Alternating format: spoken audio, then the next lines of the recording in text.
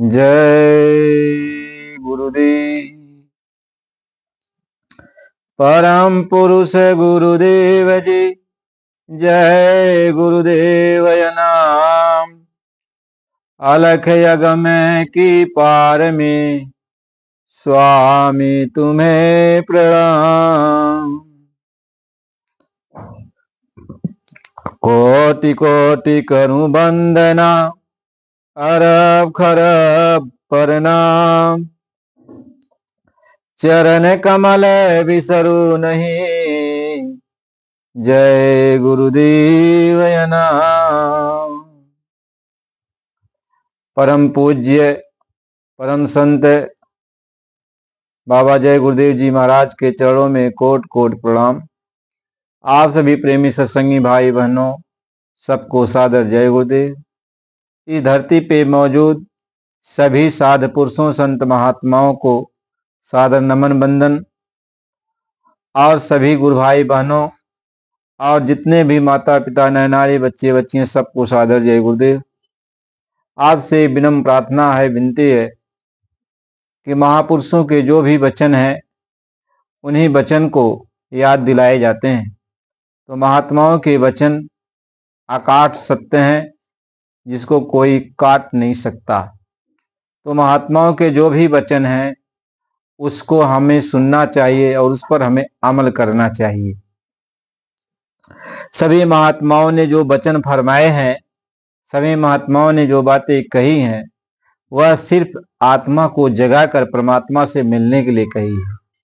वह चाहे जिस माध्यम से कहे हों, चाहे गा कर कहे हों, चाहे रू कर कहे हों, चाहे दोहा में कहे हों, चाहे साखी शब्द रमैनी में कहे हों, चाहे चौपाई में कहे हों, चाहे हिंदी उर्दू फारसी किसी भाषा में कहे हों, लेकिन सबका मूल लक्ष्य की है कि आत्मा को जगाना, रूह को जगाना, और ये आत्मा अपने घर चले,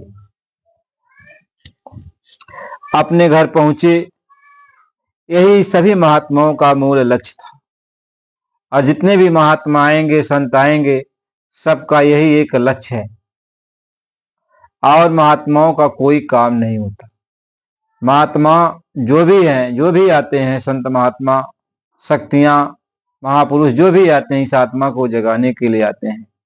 मानवता का उपदेश देते हैं, धर्म कर्म का उपदेश देते हैं, और आत्मा को जगाने का रास्ता बताते हैं कि आत्मा तुम जाग जा। और यहाँ का दृष्टांत, इस संसार का दृष्टांत देते हैं कि संसार में क्या क्या घटना घटती है, कैसे कैसे क्या क्या होता है। आत्मा को उसका एक दृष्टांत देते हैं, उसको अनुभव कराते हैं कि देख, ये आत्मा या संसार में तेरा कुछ नहीं है, तुम्हें अंत में हाथ मलते जाना है। महापुरुष कबीर साहिब जी महाराज ने एक निर्गुण भजन के माध्यम से भी समझाने की कोशिश किया, लेकिन उनके भजन को लोगों ने एक गाना के रूप में समझकर, इंटरेस्ट के रूप में समझकर उसको फिर दरकिनार किया। उस पर अमल नहीं करते कि महापुरुष क्या कहते हैं। कबीर साहब जी महाराज ने कहा कि कवनो ठगवा नगरिया की लूटल हो, कवनो ठगवा नगरिया की लूटल हो, कवनो ठगवा नगरिया की लूटल हो, कवनो ठगवा नगरिया की। कहें कि यह मानव शरीर जब आपको दिया गया था, यह एक नगर है अपने में, और इसी नगर में आत्मा आके बैठी है।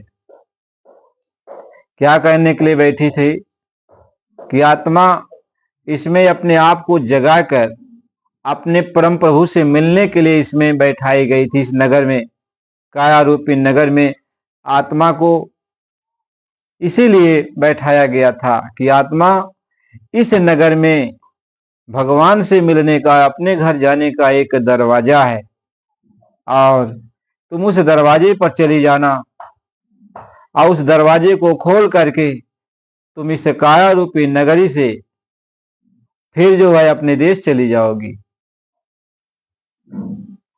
लेकिन हम सारी आत्माएं इस काया रूपी नगरी को पाकर, इसमें जो ऐश आराम की सारी सुविधा दी गई थी, उसी ऐश आराम को भोगने में हम लोगों ने अपना सारा जीवन खपा दिया। हमने उस खिड़की को खोला नहीं, उस दरवाजे को खोला नहीं कि जिस दरवाजे से हमें अपने घर जाना है। जिस दरवाजे से हमें अपने घर जाना है उसको हमने खोला नहीं। और जब खोला नहीं तो वो मालिक जो है वो नाराज हो गया। कहा कि यह नर्तन हमने तुम्हें दिया था, ये मानव शरीर हम तुमको दिए थे अपने घर जाने के लिए, लेकिन यहां तुम विषय भोगों में जो है उलझ गई और मेरे वचन को गई भूल, मेरे वचन को गई भूल। और तुम जो है अपनी जवानी के मस्ती में तूने जो है सब कुछ भुला दिया।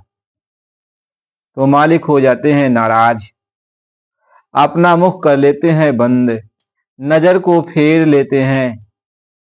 तब जब नजर को फेर लेते हैं यानी समय तुम्हारा आ जाता है, तब आत्मा रुदन करती है कि अब तो मालिक मुझको छोड़ दिया। कभी साहिब जी महाराज ने भी यही समझाया था कि अब बहुत समय तक उस मालिक ने, यानी श्वासों की पूंजी के अंतिम समय तक उस मालिक ने इंतजार आपका किया कि उस दरवाजे को खोलो और निकल चलो अपने देश, लेकिन तुमने ऐसा काम नहीं किया। तो मालिक नाराज हो गए। और जब नाराज हो गया तो तुम्हें तो अकेले अब जाना पड़ेगा। अब तो मालिक तुम्हारे साथ नहीं, अब तुम्हें नरको 84 में अकेले जाना पड़ेगा और यह काया नगरी को फूंक दिया जाएगा। और तब तुम अब क्या करोगी, क्योंकि यह काया नगरी अब जो है दोबारा मिलने वाली नहीं। तो कबीर साहिब जी महाराज निर्गुण भजन के माध्यम से ये समझाना चाह रहे हैं कि कवनो ठगवा नागरिया की लूटल हूँ, कवनो ठगवा नागरिया की लूटल हूँ, कवनो ठगवा नागरिया की। आत्मा रो के कह रही है कि अब तो मैं ठगा गई, मैं इस विषय भोगों में लिप्त होकर ठगा गई। अब यह मानव तन रूपी ये नगरी अब छूट रहा है, अब मुझे अकेले जाना है।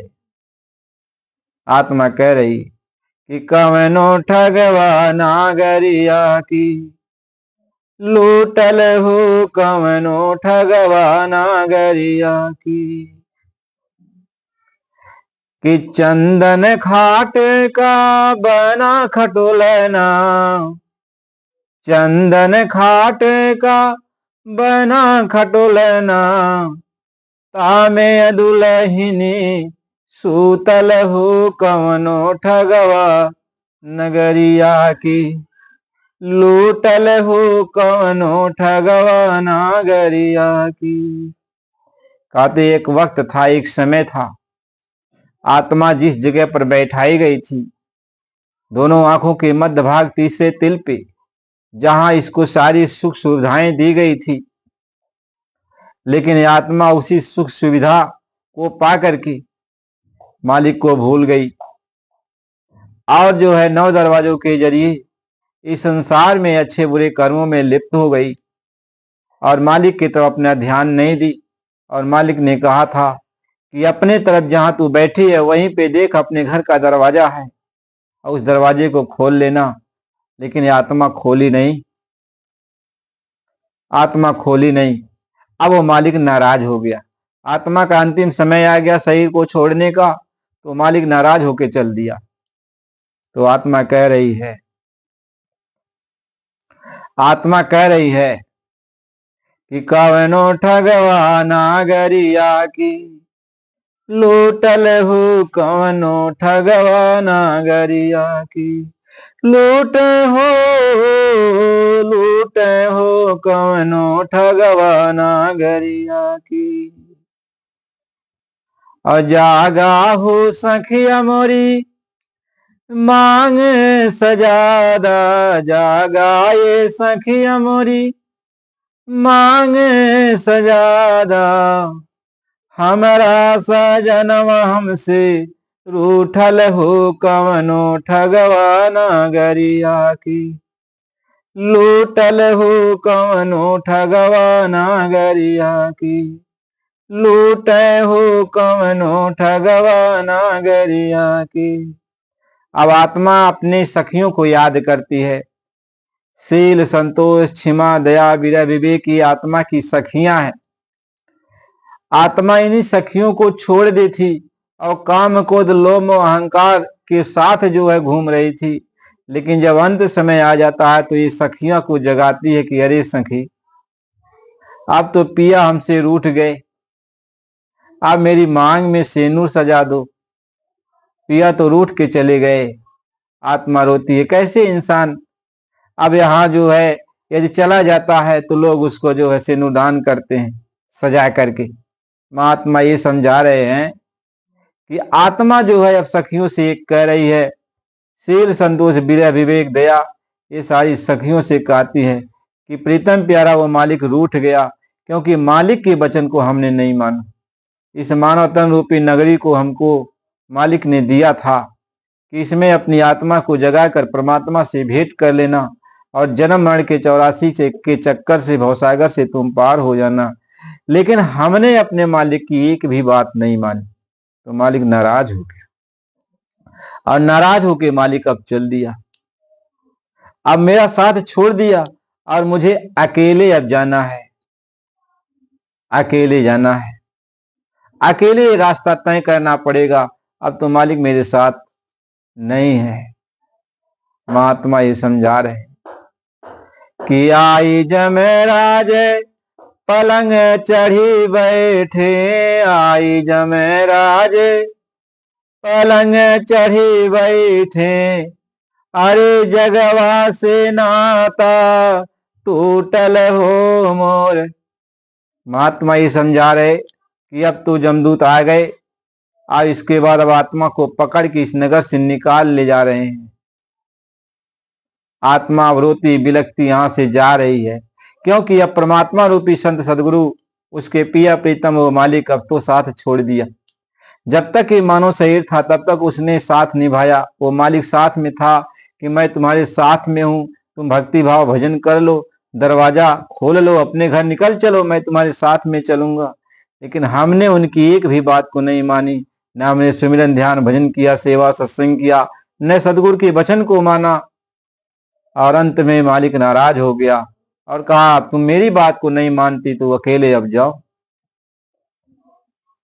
आत्मा रो कर अब कहती है कि आई जमराज पलंग चढ़ी बैठे, आई जमराज पलंग चढ़ी बैठे, और दुनिया से नाता टूटल हो कवनो ठगवा नगरिया की, लूटे हो कवनो ठगवा नगरिया की, लूटे हो कवनो ठगवा नगरिया की। कहें अब तो जमदूत जम फांस में बांध दिया हमको, अब तो हमें कोई बचाने वाला नहीं, क्योंकि मालिक चल दिया, मेरा प्रीतम तो चल दिया पहले ही। अब जमदूतों से बचाने के लिए अब मेरे पास कोई नहीं है। घर परिवार नात बात रिश्तेदार सब साथ छोड़ के भाग गए। अब कोई मेरे पास आने ही वाला नहीं है, मेरे दर्द पुकार को कोई सुनने वाला ही नहीं है, क्योंकि मालिक ने मेरा साथ छोड़ दिया, तो अब मेरा साथ देने वाला कोई नहीं। महात्मा इसी बात को अब समझा रहे कि चारी जना मिली डोलिया उठाई, चारी जना मिली और डोलिया उठाई, आधू धू करे के होला हो कोई ठगवा नगरिया की, लूटे हो कोई ठगवा नगरिया की। कहें अब 4 लोग अब इस शरीर को, इस काया नगरी को उठा के लेके जा रहे और इसको चिता पे सजा कर इसको आग लगा देते हैं और धू धू करके जल के राख हो जाता है। और सब लोग हाथ मलते हुए फिर वापिस चले जाते हैं। और आत्मा को उधर जमदूत लोग पकड़ के लेके चले जाते हैं। महात्मा कबीर साहब जी कह रहे हैं कि आत्मा को इतना मौका मिला था, मानव तन दिया गया था इसको, अब मौका मिला था कि अब की बार तू चेत जा। लेकिन ये आत्मा, मन, बुद्धि, चित्त, अहंकार, ये चारों के चक्कर में पड़ करके इंद्रियों के भोगों में अपने सारे जीवन को बर्बाद कर दी। इसी में आनंद खोजते खोजते सारे जीवन को बर्बाद कर दी। अब ये आत्मा अकेले जा रही है, रोती चीखती चिल्लाती, इसकी पुकार को कोई सुनने वाला नहीं है। महात्मा ये समझा रहे कि कहें कबीर सुना भाई साधु, कहें कबीर सुना भाई साधु, अब पियवा से नाता अब टूटल हो, कोई ठगवा नागरिया के लूटल हो, कोई ठगवा नागरिया की। कहने अब तो प्रीतम प्यारा कुल मालिक से नाता टूट गया। अब तुम्हें जमदूत पकड़ के लेके चले गए, अब तुम्हारी कितनी दुर्गति होगी, तुम्हारा साथ क्या क्या होगा, अब वो मालिक तेरी खबर लेने वाला नहीं। क्योंकि जितने समय तक तुमको मानव शरीर दिया गया था, हर पल हर सांस पर हर समय वो मालिक तेरे साथ में रहा और तुझको बार बार चेताता रहा, समझाता रहा, बुझाता रहा। लेकिन तू बौरी बौरापन कीना और भर यौवन पियापन न चीन्हा। कहते पूरा जीवन भर तूने अपनी जवानी की मस्ती में जो है प्रीतम प्यारे मालिक की बात को नहीं माना। संत साधु संतों महात्माओं ने समझाया बुझाया, लेकिन आपने किसी की बात को सुना नहीं, किसी की बात को नहीं सुना। सिर्फ अपने हिसाब से तुम चलना चाहिए, अपनी मस्ती में तुम झूमती रही। लेकिन सारा समय खत्म हो गया। जब खत्म हो गया तो मालिक ने कहा कि तुमने मेरी एक भी बात नहीं मानी। अब अंत समय आ गया, श्वास की पूंजी खत्म होने वाली है, अब तुम जाओ, अब मैं जा रहा हूं। तो मालिक चल दिया। अब आत्मा जो है अकेली जाती है। इसीलिए महात्मा ये समझाते हैं अब आत्मा अकेली जा रही, अकेली जा रही। अब उसकी पुकार सुनने वाला कोई नहीं, उसकी मार को सुनने वाला कोई नहीं। इसलिए महात्मा ये समझाते हैं, संत ये समझाते हैं कि है आत्मा देख, मैंने तुमको देखा था, तुम्हें कितना तकलीफ दिया गया था, नरको 84 में कितना कष्ट दिया गया था। तुम रोती रही, चीखती रही, चिल्लाती रही, तड़पती रही, तेरी पुकार को कोई नहीं सुना। तो दोबारा फिर मुझको दया आ गई, और जब दया आ गई तो मैं अब की बार फिर आया। मौज उठी तब दया बिचारी, समझ के अपने आप को, और पिघल गए दर्दीले दिलवे देख तेरे संताप को। अब मत भूलो इंसानों, पकड़ो अपने असल वजूद को। कहते हैं आए इंसानों, जो तुम्हारा असली वजूद है, असली धर्म है, उसको तुम पकड़ ले। उस मालिक का हाथ पकड़ ले, संतों का हाथ पकड़ ले, अपनी आत्मा को जगा ले, अब अपने घर निकल चल। यह मौका फिर दोबारा तुमको मिलने वाला नहीं है। महात्मा इस बात को समझा रहे हैं, लेकिन हम लोग तो मानने वाले कहां, हम लोग तो मानने वाले कहां।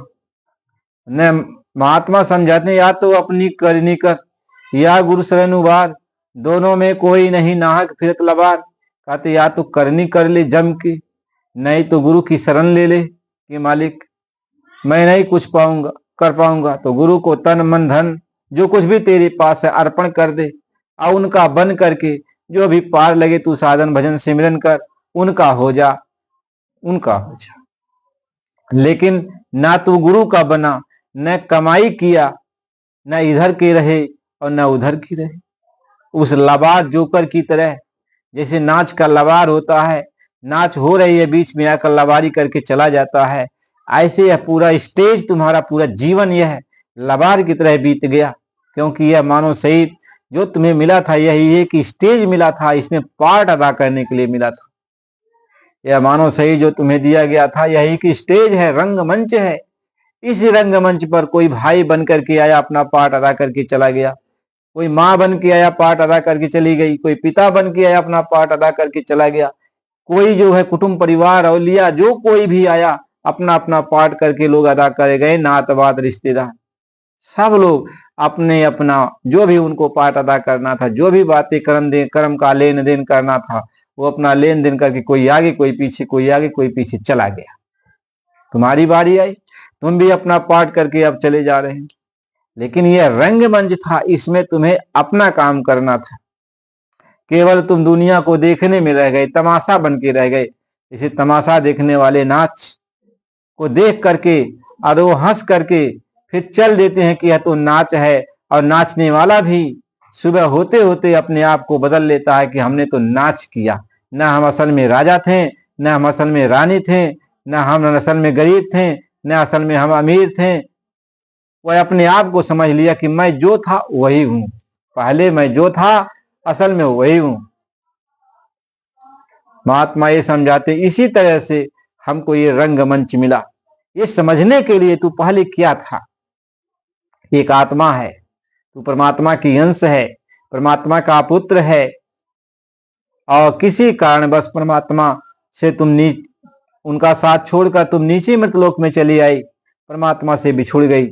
अब तुम्हें परमात्मा से मिलना है, अपने घर चलना है। महात्मा इसी बात को समझा रहे हैं, इसको हमें याद करना है।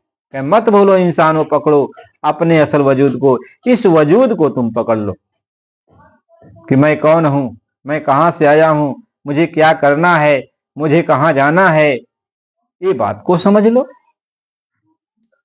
दुनिया के कर्म को करते हुए अपनी तरफ जब तू ध्यान देगा तो अपने लिए कुछ करेगा कि नहीं, ये दुनिया का चीज तो कैसे आदमी जाता है रिश्तेदारों में, तो रिश्तेदारी में जो काम रहता है कर देता है, लेकिन उसको याद रहता है कि हमको अपने घर जाना है, और शाम होने के पहले मुझे अपने घर पहुंच भी जाना है। तो दिन रहते हुए वह कहेगा भैया हमारी विदाई करो, हम अपने घर जाएंगे, नहीं तो यहीं यदि रात हो जाएगी तो अपने घर पहुंच नहीं पाएंगे।